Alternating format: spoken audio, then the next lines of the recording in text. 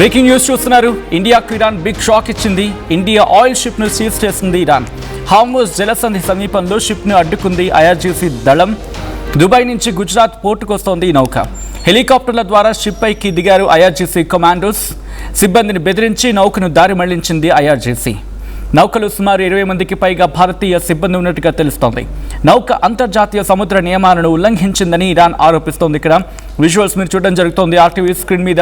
India షిప్తో పాటు మరో నౌకను కూడా ఇరాన్ సీజ్ చేసింది. మొత్తం 2 షిప్స్ని సీజ్ చేయడం జరిగింది. ఇటీవల 2 ఇండియన్ షిప్స్పై ఇరాన్ దాడికి పాల్పడిన సందర్భం. విజువల్స్ మీరు చూస్తున్నారు. ప్రస్తుతం హార్ముజ్ జలసంధి దగ్గర ఎటువంటి ఉద్రిక్త వాతావరణం నెలకొంది అనేది ఇప్పుడు ఇండియన్ ఆయిల్ షిప్ను సీజ్ చేసింది ఇరాన్.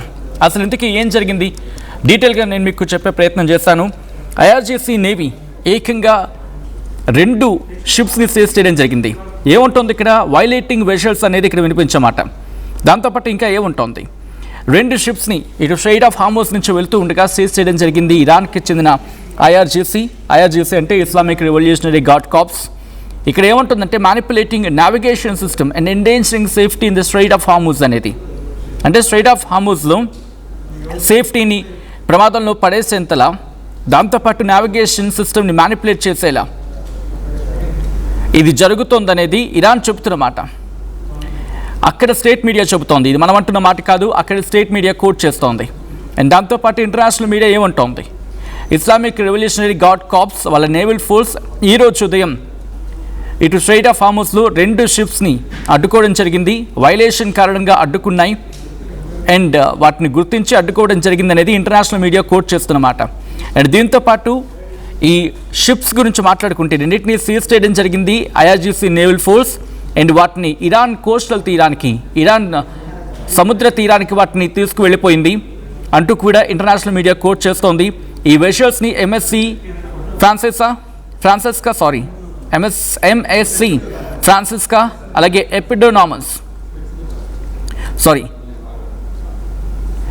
అపెన్మోనోడస్ ఈ 2 పేర్లు కూడా. దాంతోపాటు కొన్ని అఫీషియల్ వెబ్సైట్స్ ప్రకారం Epaminondas I'm sorry for saying this, నా ప్రొనౌన్సియేషన్ కాస్త అటు ఇటు అయ్యిండొచ్చు కాక. ఇది ఒక కంటైనర్ షిప్. ఇది లైబీరియా ఫ్లాగ్తో వెళుతోంది. జబల్ అలీ, దుబాయ్లో ఉన్న జబల్ అలీ పోర్టు నుంచి గుజరాత్ తీరానికి రావాల్సింది, గుజరాత్ పోర్టుకి చేరుకోవాల్సింది ఈ ఎపామినోండస్ అనే కంటైనర్ గుజరాత్కి రావాలి జబల్ అలీ దుబాయ్ పోర్టు నుంచి వస్తున్న క్రమంలోనే. అయితే 3 కంటైనర్ షిప్స్ని అటాక్ చేయడం జరిగింది ఇరాన్ స్ట్రెయిట్ ఆఫ్ హార్ముజ్ దగ్గర. First attack UK maritime trade operation centre చెప్తుంది. దాని ప్రకారం Iran revolutionary guard corps gun boat fire చేయడం జరిగింది కంటైనర్ షిప్ని. దాదాపుగా 15 nautical miles north east of Oman గురించి మాట్లాడుకుంటే, ఒమన్కి నార్త్ ఈస్ట్లో అంటే ఈశాన్య ప్రాంతం మాట్లాడుకుంటాం కదా, ఈశాన్య ప్రాంతానికి సంబంధించి అక్కడి నుంచి 15 నాటికల్ మైల్స్ దూరంలో ఉన్న ప్రాంతానికి సంబంధించి అక్కడ కాల్పులకు తెగబడింది అనేది. ఇక 2వ ఇన్సిడెంట్ పనామా ఫ్లాగ్ ఉన్న పనామా ఫ్లాగ్ యూఫోరియా. ఇది యూఏఈ బేస్డ్ కింద మాట్లాడుకుంటున్న ఫర్మ్. అండ్ దాదాపుగా 8 నాటికల్ మైల్స్ ఇరాన్ పశ్చిమ తీరానికి 8 నాటికల్ మైళ్ళ దూరంలో దీని మీద దాడికి దిగింది అనేది యూకే మ్యారిటైమ్కి సంబంధించి మాట్లాడుకుంటే క్రమం. UK maritime trade operation centre చెప్పుకొచ్చింది. అండ్ ఒక్కసారి ఆర్టీవీ స్క్రీన్ మీద చూడడం జరుగుతోంది. ఇటు ఎంఎస్సీ ఫ్రాన్సిస్కన్ అలాగే ఎపామినోండస్ ఈ రెండింటినీ కూడా ఆ ట్వీట్ని మీరు చూడడం జరుగుతోంది ఆర్టీవీ స్క్రీన్ మీద. ఇరాన్ చెప్పుకొచ్చినమాట. ఇరాన్ అఫీషియల్ లెటర్గా మాట్లాడుకుంటూ ఉన్నారు. అండ్ ఆ వెషల్స్ని మీరు చూడొచ్చు. అక్కడ కమాండర్స్ ఏ స్థాయిలో దిగిన తర్వాత దాన్ని ఎలా హస్తగతం చేసుకున్నారనేది. అయితే సెకండ్ ఇన్సిడెంట్ గురించి మాట్లాడుకుంటున్న క్రమంలో దీంతోపాటు ఇంకా డీటెయిల్గా మాట్లాడుకునే ప్రయత్నం చేద్దాం. అండ్ ఆ లెటర్లో ఏముంది మీరు చూస్తే కనుక, ఆ లెటర్లో కాస్త వాళ్ళ భాషలో ఉంది. ఎంఎస్సీ ఫ్రాన్సిస్కా అండ్ అలాగే ఎపామినోండస్ అంటున్నారు, ఎపామినోండస్ అంటున్నారు. What ever it may be, ఈ రెండింటిని కూడా అదుపులోకి తీసుకున్న సందర్భం. దాదాపుగా 3టిని ఇప్పుడు భారత్ని ఎందుకు టార్గెట్ చేస్తుంది? భారత్ని టార్గెట్ చేస్తుందంటే బిగ్గెస్ట్ క్వశ్చన్. భారత్ని టార్గెట్ చేసే అవకాశం చాలా తక్కువ ఉంటుంది. బట్ ఎందుకు టార్గెట్ అయింది? లైబీరియా జెండా ఉన్నప్పటికీ కూడా బహుశా దుబాయ్ నుంచి గుజరాత్కు వస్తున్న సందర్భంలో స్ట్రైట్ ఆఫ్ హార్ముజ్ దగ్గర సీజ్ చేస్తుంది అనేది వినిపించమాట. ఒక్కసారి దీన్ని రెండు వైపులా మాట్లాడుకునే ప్రయత్నం చేద్దాం. భారత్ని అంత వేగంగా టార్గెట్ చేసే అవకాశం ఉండదు. బట్ ఇక్కడ వినిపించే మాట ఏంటి? ఏవైనా పర్మిషన్ లేకుండా వెళ్తే మాత్రం విడిచిపెట్టమనేది ఇరాన్ మాట. ఇరాన్ మాట అంటే ఐఆర్జీసీ చెప్పే మాట. అండ్ ఇటువంటి తరుణంలో మరి ఎందుకు ఇటు అటాక్కి పాల్పడాలి? సో ఇక్కడ వినిపిస్తున్న మాట ఏంటి? ఏవైనా వెషల్స్ తమ పర్మిషన్ లేకుండా, ఐఆర్జీసీ పర్మిషన్ లేకుండా వెళితే వాటిని వెంటనే హస్తగతం చేసుకుంటాం. అండ్ దాంతోపాటు శత్రు దేశాలు ఈ గల్ఫ్ కంట్రీస్ని కూడా శత్రు దేశాలుగానే భావించడం జరుగుతుంది కదా. కాబట్టి వాళ్ళ పర్మిషన్ లేకుండా ఆ వెషల్స్ ఏవి కదలడానికి లేదు. అండ్ అది ఇండియన్ వెషలా? అటు లైబీరియాకు సంబంధించి ఫ్లాగ్ ఉందని చెప్తూ ఉన్నారు. దుబాయ్ నుంచి అంటే జబల్ అలీ పోర్ట్ నుంచి గుజరాత్ పోర్టుకు వస్తుందని చెప్తూ ఉన్నారు. కాబట్టి ఇన్ని క్వశ్చన్ మార్క్స్ ఉన్న క్రమంలో ఇది పూర్తిగా భారత్కు చెందిందేనా? భారత్కి అవసరం ఉన్న వెషల్ కావాల్సి ఉండొచ్చు, అంటే భారత్కి అవసరం అయి ఉండొచ్చు ఆ వెషల్. బట్ భారత్దేనా? యాజ్ ఆఫ్ నౌ ఇంకా అఫీషియల్ కన్ఫర్మేషన్ రావాల్సి ఉంది. ప్రస్తుతం దీనికి సంబంధించి అఫీషియల్ ఇన్ఫర్మేషన్ పూర్తి స్థాయిలో ఇంకా బయటకు రావాలి. బట్ 3 వెషల్స్ మీద దాడికి పాల్పడింది ఈరోజు ఇరాన్. ఒకటి మనం మాట్లాడుకున్నాం, అండ్ అది UK maritime trade organisation or కొద్దిసేపు కింద మాట్లాడుకున్నా వాళ్ళు చెప్పిన మాట. ఆ లెటర్లో ఏముంది అనేది చెప్పే ప్రయత్నం చేస్తున్నాను. Islamic revolutionary guards corps navy command sufficient permissions లేకుండా అలాగే నేవిగేషన్ సిస్టమ్ను తారుమారు చేయడం ద్వారా ఇటు మ్యారిటైమ్ సేఫ్టీకి ముప్పు కలిగించారు. జియోనిస్ట్ పాలనతో సంబంధం ఉన్న ఎంఎస్సి ఫ్రాన్సిస్కా అలాగే ఎడామినోక్స్ అంటున్న సందర్భం కూడా ఇట్ మేబీ ఈ 2 అభ్యంతరకరమైన నౌకల్ని ఐఆర్జీసీ నౌకాదళం స్వాధీనం చేసుకుని ఇరాన్ కోస్టల్ తీరానికి మళ్లించింది. హార్ముజ్ జలసంధిలో శాంతి భద్రతలకు భంగం కలిగించడం మా హద్దు.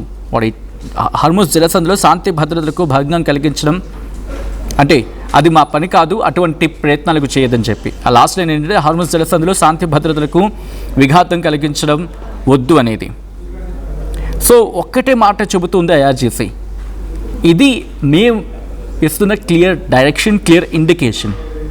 అది ఎవరిదైనా, ఏ దేశానిదైనా, ఏ దేశానికి చెందిన వెసల్ అయినా ఓకే. ఐ థింక్ ఒకవేళ అటుగా వస్తున్న ఈ ఎపిడోనాండస్ వాట్ ఇట్ మేబీ ఎపామి నోడస్ అంటూ ఉన్నారు. సో దాన్ని ఆ వెషల్ కనుక ఒకవేళ భారతీయ జెండా కనుక ఉంటే, ఇండియన్ ఫ్లాగ్ కనుక ఉంటుంటే బహుశా ఆలోచించేదేమో. లైబీరియా ఫ్లాగ్ ఉండడం కారణంగా రిస్ట్రిక్షన్కి వెళ్ళుంటుంది. అండ్ బహుశా సఫిషియంట్ పర్మిషన్స్ కూడా లేకపోయి ఉండొచ్చు, ఎందుకంటే అఫీషియల్ కన్ఫర్మేషన్స్ అంత వేగంగా రావు యుద్ధ టైంలో. సో ఇప్పుడు మాట్లాడుకున్న తరుణంలో ఒకసారి మీరు చూస్తే కమాండో సేఫ్ స్థాయిలో దిగారు. మీరు చూడొచ్చు వాళ్ళు హెలికాప్టర్ ద్వారా అక్కడికి వెళ్ళిన తర్వాత పూర్తిగా ఆ వెషల్ మీదకి దిగడం జరిగింది. పెద్ద ఎత్తున ఆ ఫోర్సెస్ అక్కడికి చేరుకొని వాటిని హస్తగతం చేసుకొని ఉన్నారు. ఆ తర్వాత వాటిని ఇరాన్ కోస్టల్ తీరానికి తరలించారు. వాళ్ళు అంటున్న మాట ఒకటి, పర్మిషన్ లేదనేది ప్రధానమైన మాట. రెండోది ఏంటి? అనుమతులు లేకుండా అక్కడి నుంచి వెళ్ళే ప్రయత్నం చేశారు. ఈ 2 అంశాన్ని వాళ్ళు ఇక్కడ నిక్కచ్చిగా కోట్ చేయడం జరుగుతుంది. సో ఇటువంటి తరుణంలో మొత్తం 3 వెషల్స్ని వాళ్ళు సీజ్ చేశారనేది వినిపించే మాట కదా. దాని గురించి డీటెయిల్గా మాట్లాడుకునే ప్రయత్నం చేద్దాం. రెండోది పనామా ఫ్లాగ్ ఎంఎస్సి ఫ్రాన్సిస్కా అది కూడా రెండోది దాదాపు 6 నాటికల్ మైల్స్ ఇరాన్ కోస్టల్ తీరానికి 6 నాటికల్ మైళ్ళ దూరంలో దాన్ని కూడా టార్గెట్ చేయడం జరిగింది. స్ట్రైట్ ఆఫ్ హార్ముజ్, అది గల్ఫ్ ఆఫ్ ఓమెన్గా వెళ్తున్న సందర్భం, గల్ఫ్ ఆఫ్ ఓమెన్ వైపు వెళ్తున్న సందర్భంలో స్ట్రైట్ ఆఫ్ హార్ముజ్ దగ్గర దాన్ని అటాక్కి దిగింది ఇరాన్ అనేది. మ్యారిటైమ్ ఇంటెలిజెన్స్ ఫర్మ్ ఒకటేం చెప్తుందంటే ఆ షిప్కి కాస్త డ్యామేజ్ జరిగింది అండ్ దాంతోపాటు పరిస్థితి కాస్త ఇబ్బందికరంగానే ఉంది అని అర్థం వచ్చేలా చెప్పుకొచ్చింది అనేది నేషనల్ మీడియా కోట్ చేస్తున్న అంశం. దాంతోపాటు ఎందుకు ఇప్పుడు ఇవన్నీ జరుగుతున్నాయి, ఎందుకు ఈరోజు ఇంత ఎక్స్టెన్సివ్ అనుకోవచ్చు, లేకపోతే ఎందుకు ఇంత ఏమంటారు విగరస్గా అనే మాట ఉపయోగించవచ్చా? Subject the correction here it again. ఎందుకంటే చాలా దారుణంగా ఈరోజు దాడిలోకి వెళ్తోంది. ఎందుకంటే గతంలో ఎప్పుడూ చూడనట్టుగా గతంలో ఎప్పుడు చూడనంతగా, బహుశా విగ్రస్ అనే పదం కరెక్ట్ కాకపోవచ్చు, అంటే పవర్ఫుల్గా అనే మాట వస్తుంది కదా, ఇది చాలా ఈరోజు చాలా దారుణంగా అటాక్కి వెళ్ళిపోతుంది. 3 వెషల్స్ని అటాక్ చేసింది అండ్ ఇండియన్కి చెందింది అని చెప్పని పక్కాగా చెప్పలేకపోయినప్పటికీ, బట్ భారత్కి వస్తున్న నౌకది లైబేరియా ఫ్లాగ్ ఉందని చెప్తూ ఉన్నారు. దాన్ని అటాక్ చేయడం వెనకాల కారణం ఏమిటొచ్చు అంటే, 2 రకాల ఇండికేషన్స్ ఇస్తుంది ఇక్కడ Iran. The very first, America cease ఫైర్ని అన్కండిషనల్గా ఒప్పుకున్నప్పటికీ అక్కడ నేవల్ బ్లాకేడ్ ఈ అంశాన్ని కోట్ చేస్తూ, లేకపోతే ఈ అంశానికి ఇండైరెక్ట్గా ఢీకొట్టే ప్రయత్నం. అంటే మీరు అక్కడ నేవల్ బ్లాకేడ్ తీయకపోతే ఇక్కడ మేము వెషల్స్ని అటాక్ చేస్తాం, కారణం ఏదైనా కావచ్చు. అండ్ దీంతో పాటు వినిపిస్తున్న మాట ఏంటి, IRGCకి సంబంధించి మన వెషల్ మీద దాడి జరిగినప్పుడు ప్రస్తుతం సోషల్ మీడియాలో ఒక చర్చ జరుగుతుంటుంది. ఆ మాట ప్రకారం ఆల్రెడీ అక్కడ క్రిప్టో కరెన్సీ లేకపోతే ఈ సైబర్ ఫ్రాడ్ లాంటివి కూడా అక్కడ కూడా జరుగుతూ ఉన్నాయి.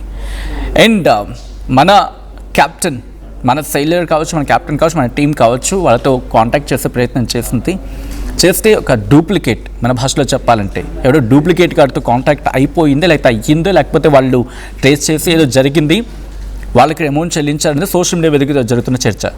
మనం అఫీషియల్ కన్ఫర్మేషన్ ఇవ్వలేం. బహుశా ఇది మన గవర్నమెంట్ నుంచి ఏమైనా క్లారిటీ వస్తుందో చూద్దాం. అండ్ ఇక్కడ వినిపించే మాట ఏంటి, మేము డబ్బులు కట్టాం కదా, అలాంటప్పుడు మమ్మల్ని ఎందుకు అడ్డుకుంటున్నారంటే, ఆ తర్వాత వెళ్ళింది లేకపోతే వేరే వాళ్ళు హ్యాక్ చేయడమో లేకపోతే సైబర్ ఫ్రాడ్కి జరిగిందో అనేది వినిపించే మాట. ఇది ఒకటి. ఇక రెండోది, IRGCలో చీలిక వచ్చింది అనేది కూడా వినిపించే మాట.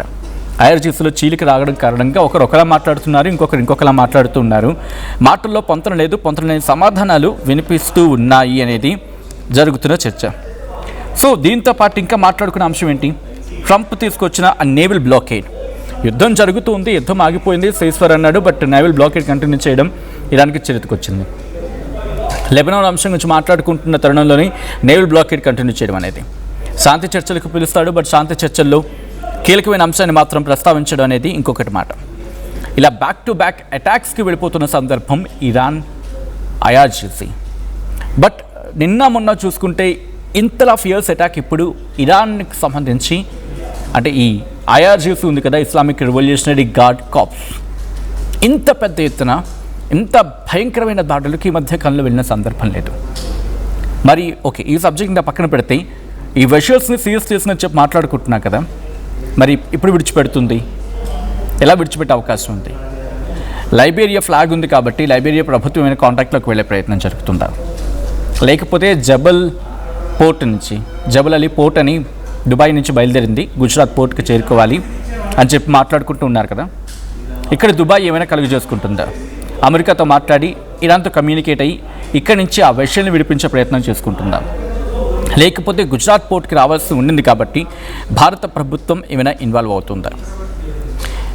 అండ్ ఎంత మేరకు ఇది సక్సెస్ఫుల్ అయ్యే అవకాశం ఉంది?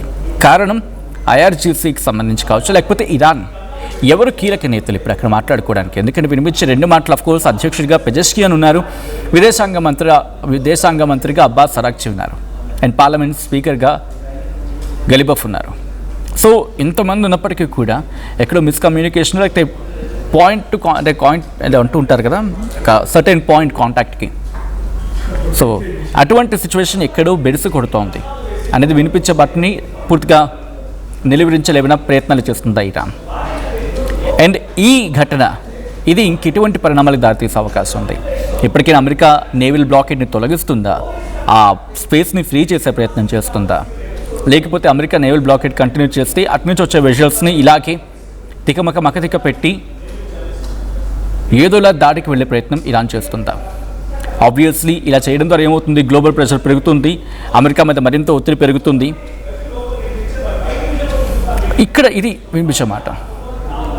సో మొత్తంగా ఏం జరగబోతుంది అనేది మాత్రం ఆసక్తికరంగా మారింది. ఈ కథనం మిమ్మల్ని కాస్త కలవరపరచచ్చు, అయితే మిమ్మల్ని కలవరపడి గురి చేయడం RTV ఉద్దేశం కాదు, కానీ ఇటువంటి కథనాలు చూసినప్పుడు కాస్త కలవరపడి గురి అవకాశం ఉంటుంది కాబట్టి దీనికి సంబంధించిన జాగ్రత్తలు తీసుకోవాలని RTV సూచించడం జరుగుతుంది. This is a distressing content, video description is highly advised. ఒక్కసారి ఆ విషయాలు చూద్దాం.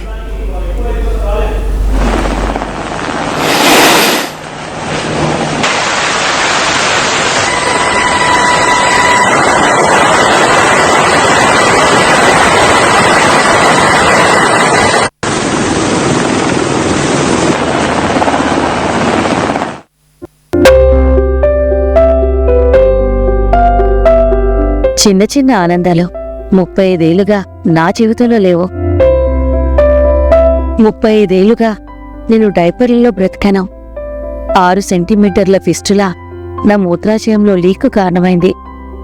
ఎవరూ నాకు సహాయం చేయలేకపోయారు. AINUలో వైద్యులను కలిసే వరకు. అక్కడ వారు రోబోటిక్ శస్త్రచికిత్సతో నాకు పరిష్కారం ఇచ్చారు. వారు నా ఆత్మవిశ్వాసాన్ని కూడా తిరిగిచ్చారు. Precision care makes it possible. The Center for Robotic Surgery at AINU. At KLA Global Business School, we help you learn the greatest skill in life, making the right choice. KL Global Business School.